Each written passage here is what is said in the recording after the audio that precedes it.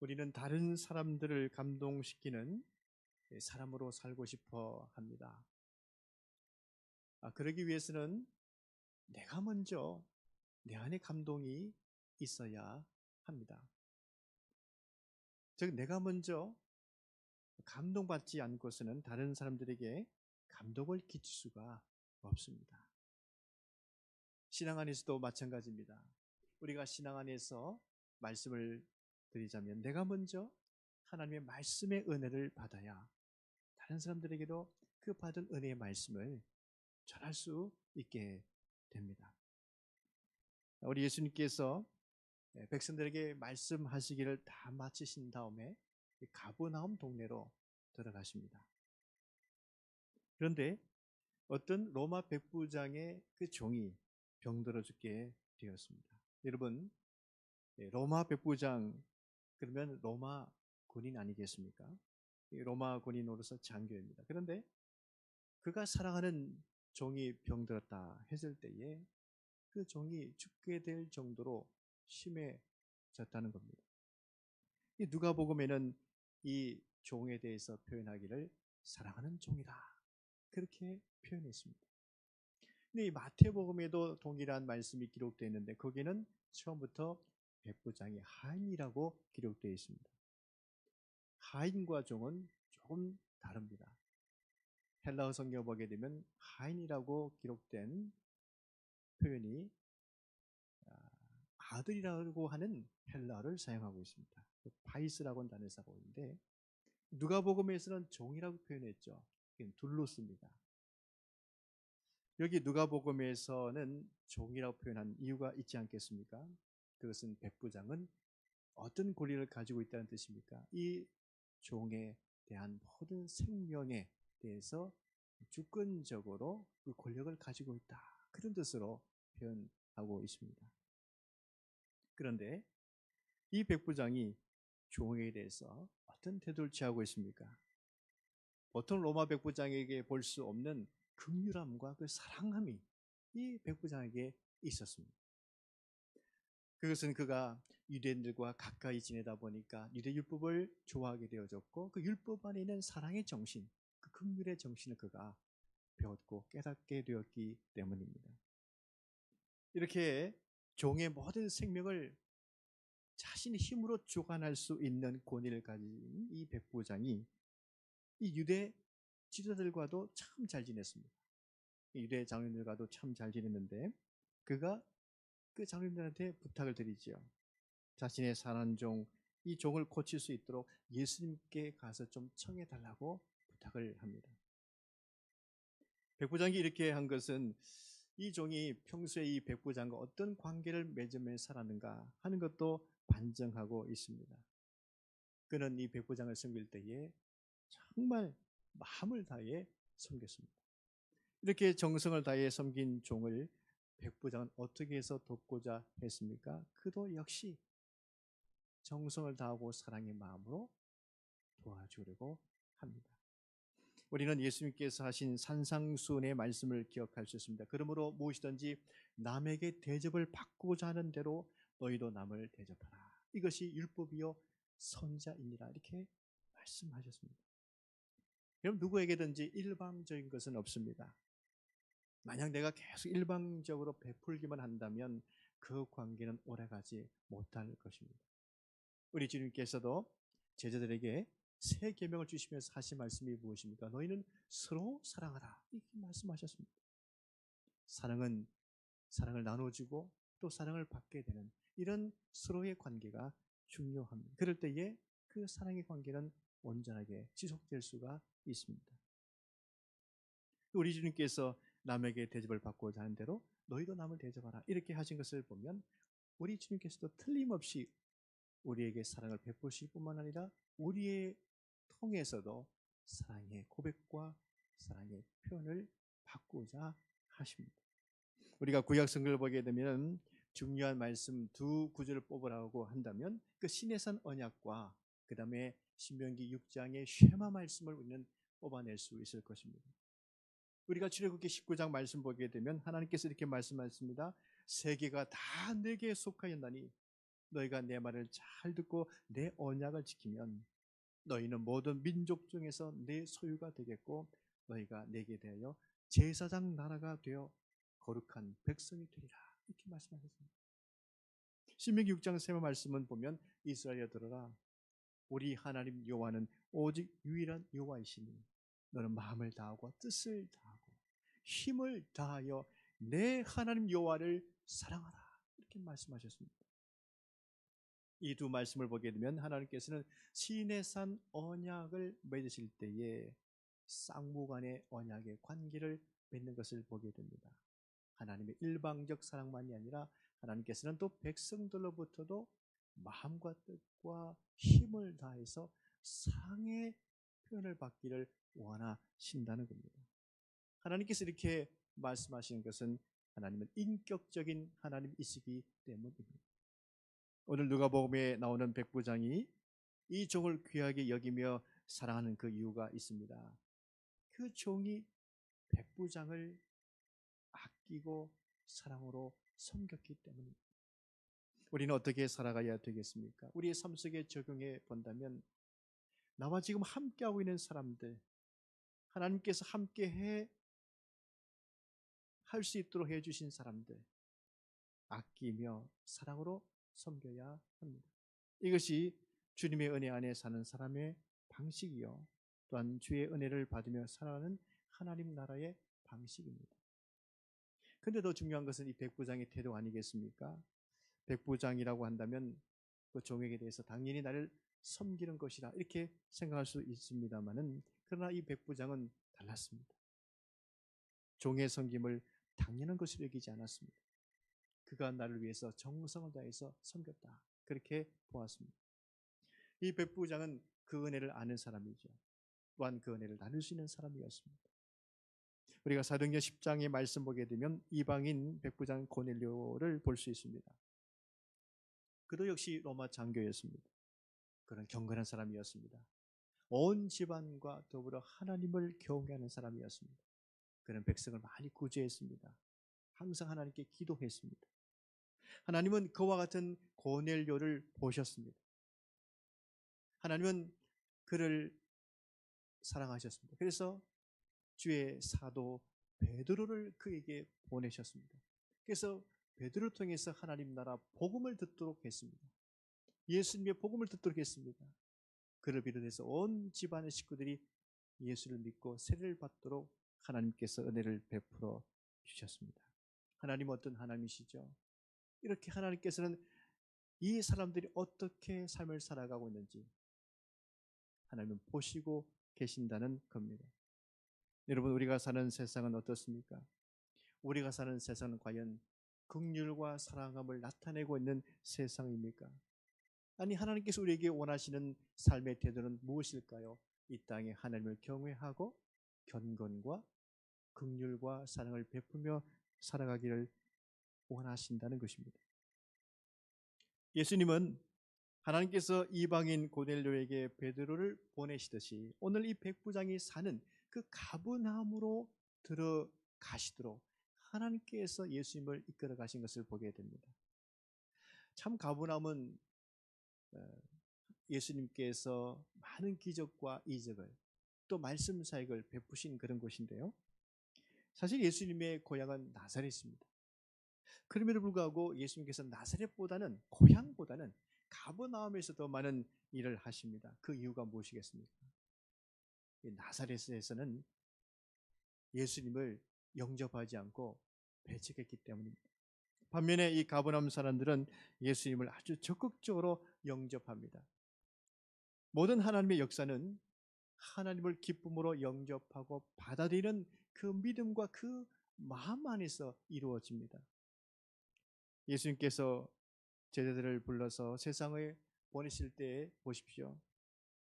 예수님께서 12제자 70인 또 제자들을 세상에 권능을 주셔 보내실 때에 그렇게 말씀하셨죠. 만약 사람들이 너희를 영접하지 아니한다면 발에 먼지를 떨어버리라. 그 표현의 뜻은 무엇입니까? 그것은 그 사람들에게는 구원과 평안의 복음이 무관하다, 그런 뜻입니다. 그러나 제자들을 영접하게 되면 그들에게 들어가서 주의 이름으로 샬롬의 평안의 복을 빌어라 주님께서 말씀하십니다. 이것은 하나님의 놀라운 역사는 이렇게 영접하는 자에게 이루어진다는 사실을 말씀하고 있습니다. 가버나움 사람들은 예수님께서 그 동네에 들어오시자 그들은 예수님을 영접했습니다. 바로 이러한 마음의 태도가 주님의 은혜를 받는 태도입니다. 이 가버나움을 보게 되면 이 나사렛과 다른 특징 중에 또 하나가 가버나움에 있는 회당입니다. 회당의 입구가 예루살렘을 향하고 있습니다. 이 회당의 출입구가 그 예루살렘 성전을 향해서 있습니다. 그것은 무슨 뜻이겠습니까? 그들은 하나님을 향하고 있다는 뜻이죠. 이와 같은 구조이어서 그런지 이 가버나움의 사람들은 하나님께서 보내신 예수님께 대해서도 대단히 마음이 열려 있었습니다. 오늘 본문에 나온 이 로마 백부장도 마찬가지였습니다. 예수님께 마음이 열려 있었습니다. 그런데 중요한 한 가지 더 발견할 수 있는데 이 백부장이 유대 장로님들과 아주 친밀한 관계를, 좋은 관계를 이루고 있었습니다. 그 이유는 그 유대인들이 무엇을 중요하게 여기는지 그 사실을 파악하고 이 백부장이 그것을 잘 도와주었다는 뜻이죠. 유대인들은 무엇을 소중하게 여겼겠습니까? 회당입니다. 그 회당이라고 하는 것은 유대인들의 모든 신앙과 정신이 담겨져 있습니다. 그 회당이 생긴 그 기원을 보게 된다면 바벨론 포로기 때 아니었겠습니까? 그들이 이방 땅에서 어떻게 여호와의 신앙을 지켜 나갈 수 있었습니까? 그 신앙을 잃어버리지 않기 위해서 하나님 백성으로서 그 삶을 유지하기 위해서 고안해 낸 모임이 바로 회당입니다. 회당에서 그들은 찬송을 불렀고 말씀을 낭독하고 연구하고 그렇게 했습니다. 가르침을 받았습니다. 유대인들이 이 바벨론 포로기에 있었을지라도 회당이 있었기 때문에 여호와의 신앙을 잘 지킬 수 있었습니다. 그래서 남성 10명이 모이면 회당이 이루어졌습니다. 회당을 만들 수 있었습니다. 그래서 말씀을 연구하고 가까이 했습니다. 우리식으로 말하자면 교회이죠. 예수님을 믿는 사람들은 무엇보다도 중요하게 여기는 것은 무엇입니까? 바로 교회입니다. 주님의 이름으로 모이는 교회를 떠나서 우리가 삶을 생각할 수 없는 것이 바로 그리스도인들이십니다. 한국의 곳곳에 교회가 세워지고 많다는 것은 그만큼 신앙 중심이요 교회 중심의 삶을 살고 있다는 뜻입니다.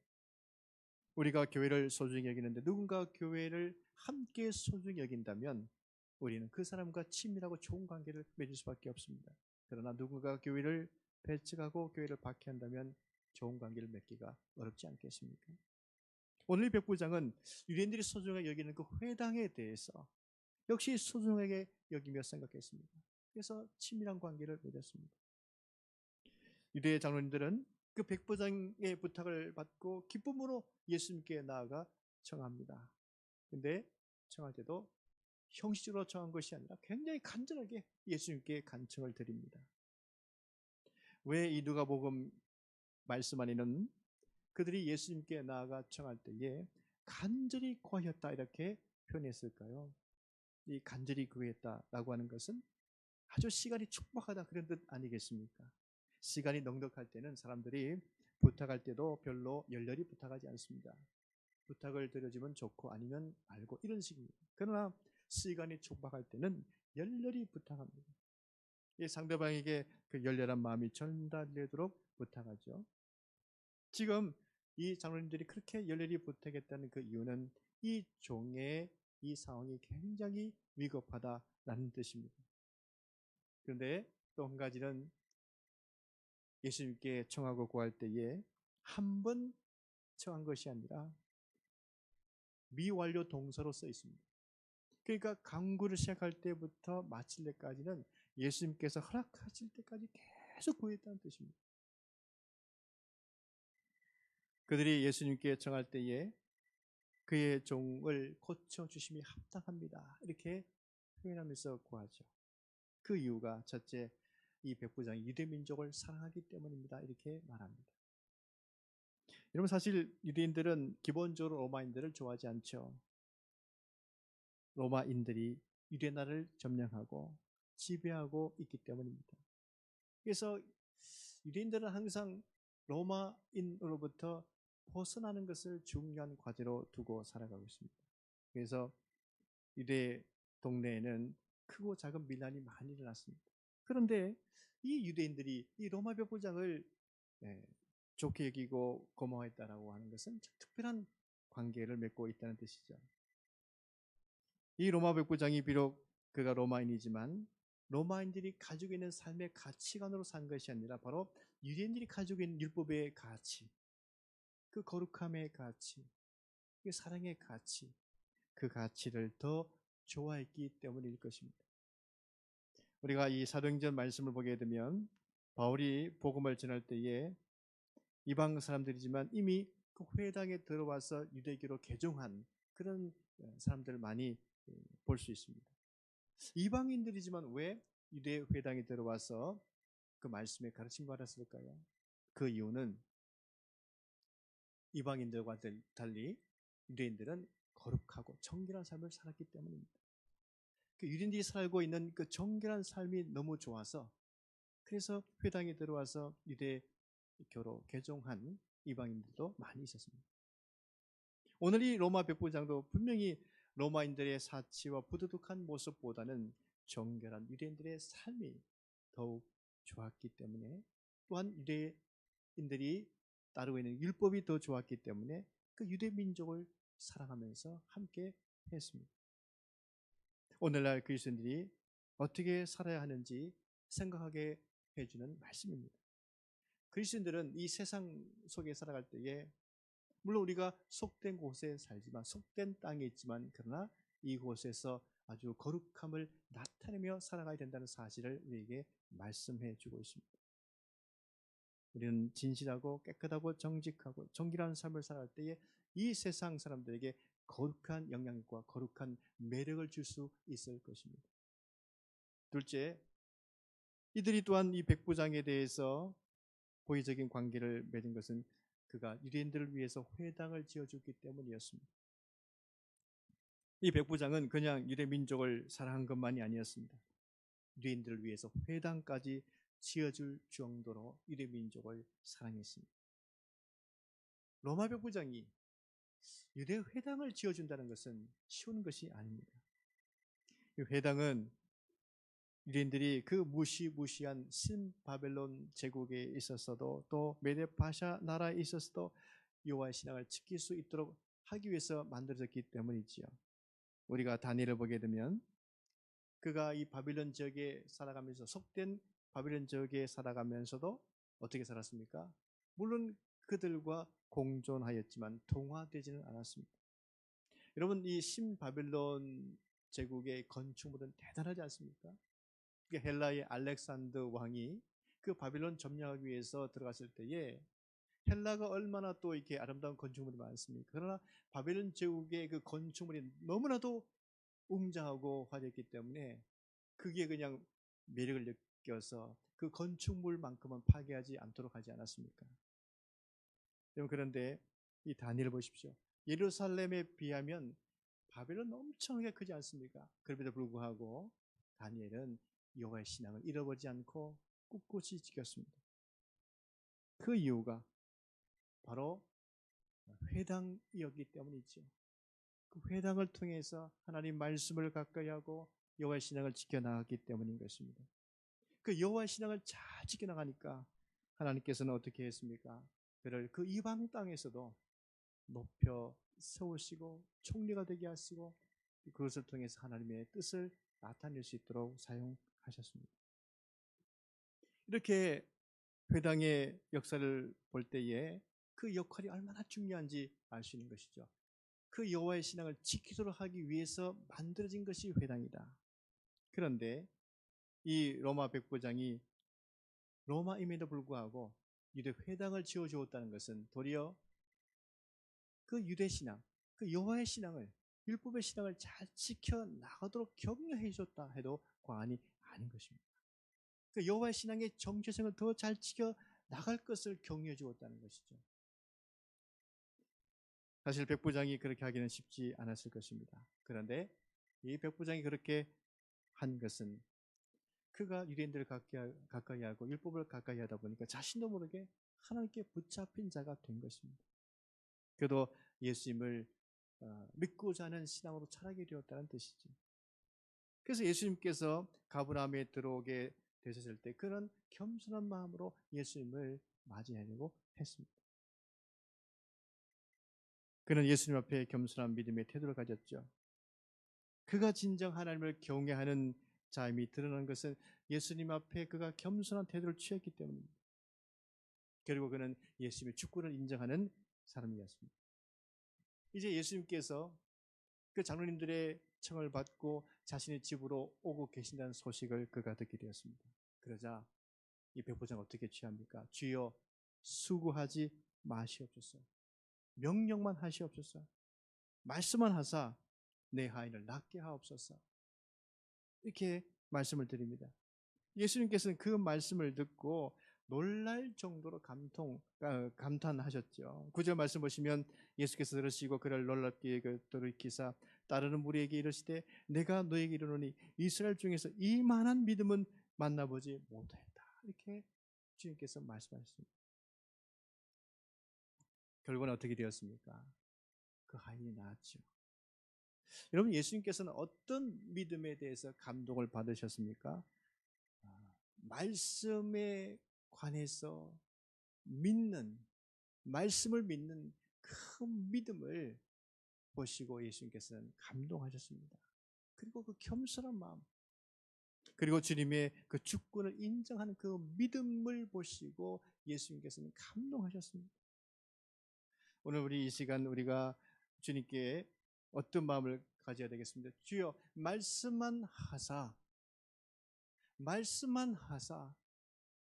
우리의 삶을 새롭게 해주시고 말씀만 하사 우리를 치유해 주시고 말씀만 하사 우리 교회를 부흥해 주시고 말씀만 하사 이 땅을 회복시켜 주시고 말씀만 하사 우리 영을 새롭게 해주시고 그 말씀만 하시더라도 우리 문제가 해결될 수 있다는 그 믿음을 갖는 것이 중요한 줄로 믿습니다.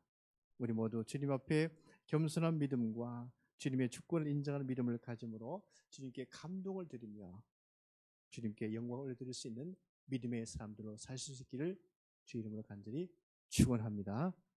이 시간 함께 찬양 부르고